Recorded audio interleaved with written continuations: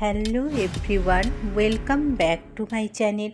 আবারও চলে এলাম একটা ছোট্ট রেসিপি নিয়ে। আজ আমি বানাবো থানকুনি পাতার ভর্তা। থানকুনি পাতা কত যে গুণাগুণ আছে আপনারা সবাই জানেন। দেখুন, থানকুনি পাতা বাজার থেকে নিয়ে এসছে, তারপর আমি পাতাগুলোকে ছাড়িয়ে নিয়েছি। এবার থানকুনি পাতাগুলোকে আমি একটা মিক্সিং জারের মধ্যে দিয়ে বেটেছি রসুন আর কাঁচা লঙ্কা দিয়ে। দেখুন, বাটাটা একদম এরকম স্মুথ করবেন, বেশি জল ব্যবহার করবেন না। এরপর ওর কড়াই বসিয়ে দিলাম আমি গ্যাসে। কড়াইয়ের মধ্যে আমি অবশ্যই এটা সর্ষের তেলে করছি, আপনারা সর্ষের তেলেই করবেন।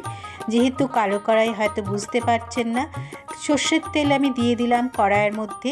এবার আমি একটা শুকনো লঙ্কা ফাটিয়ে দিয়ে দিলাম। যখন শুকনো লঙ্কাটার ভাজা ভাজা হয়ে যাবে, আমি ওর মধ্যে একটু রসুন কুচি দেব। রসুন কুচি আর কালো জিরে যখন ভাজতে দেব ফোড়ন হিসাবে। দেখুন, কালো জিরে আর রসুন কুচিটা ভালো করে ভাজা হবে এখন।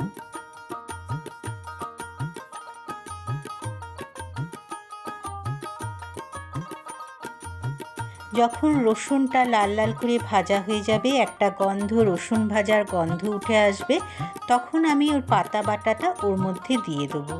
থানকুনি পাতা অনেকটাই গুণাগুণ আছে, আপনারা অনেকেই জানেন। যাদের পেটের সমস্যায় ভুগছেন তাদের জন্য তো থানকুনি পাতা খুবই উপকার, আর যারা সদ্যজাত মা হয়েছেন তাদের জন্য থানকুনি পাতা খুবই উপকার।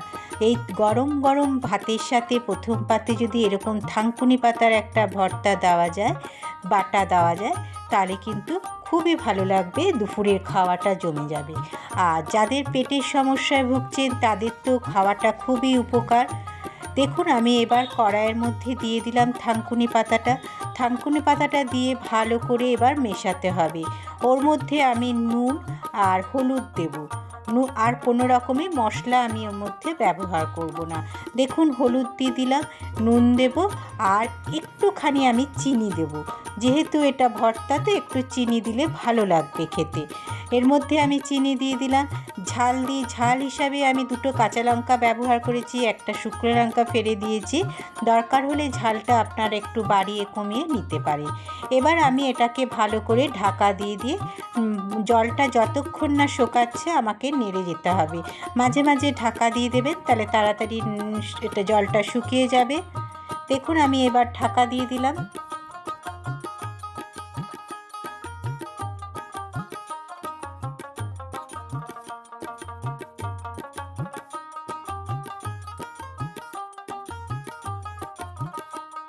পুরনো বন্ধুদের জানাই অনেক অনেক ভালোবাসা। নতুন বন্ধুরা যারা আমার চ্যানেলটাকে এখনও সাবস্ক্রাইব করনি, অবশ্যই সাবস্ক্রাইব করে আমার পাশে থেকো, আর নোটিফিকেশন বেলটা অন করে দিও।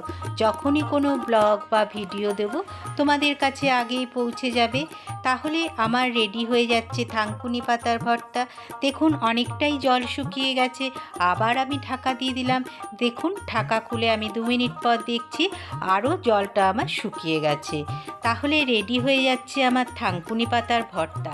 গরম গরম ভাতের সাথে প্রথম পাতে যদি এরকম থানকুনি পাতার ভর্তা থাকে, তাহলে দুপুরের খাওয়াটা একদম জমে যাবে। রেডি হয়ে গেল আমার থানকুনি পাতার ভর্তা। আমার এই ছোট্ট রেসিপিটা কেমন লাগলো অবশ্যই লাইক কমেন্ট করে জানাবেন বন্ধুরা। আর বেশি ভালো লাগলে একটু ফ্রেন্ড সার্কেলের মধ্যে শেয়ার করে দেওয়ার অনুরোধটা থাকলো। তাহলে আজ আসি বন্ধুরা, টাটা।